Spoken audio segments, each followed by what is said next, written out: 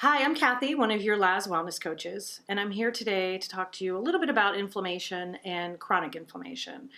So many of you might be familiar with the body's natural inflammatory response. So let's use a cut on your finger, for example. You may notice that it turns red, it might swell, it might feel warm to the touch. So this is the body's natural response to an injury.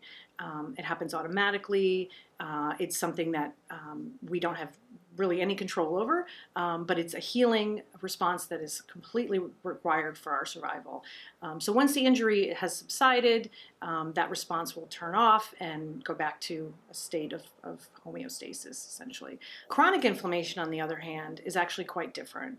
And as the word implies, chronic means that it's something that's happening in our bodies on a continuous basis. And it's something that's happening beneath the surface. It's not necessarily something that we may be aware of, but it's actually considered very harmful over a long period of time. So the problem with chronic inflammation is that it's actually believed to be one of the root causes of many of today's chronic conditions. So things like heart disease, cancer, autoimmune conditions, artery disease, and many others, of course.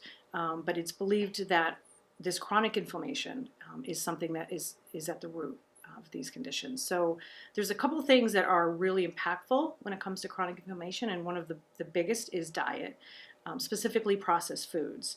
Diets that are high in processed foods are known to turn on this chronic inflammatory response in the body. Also, diets that are high in sugar and excess sugar intake is another culprit to chronic inflammation. The other really impactful thing when it comes to chronic inflammation is unmanaged stress. So many of you may be aware of the body's natural fight or flight response. This gets turned on in a moment of threat. It protects you. Again, it's another life-saving mechanism that happens automatically. But in today's world, when we're in this go, go, go, constantly feeling like we're on, this state of fight or flight is running at a low level all the time, and that also leads to this chronic inflammation.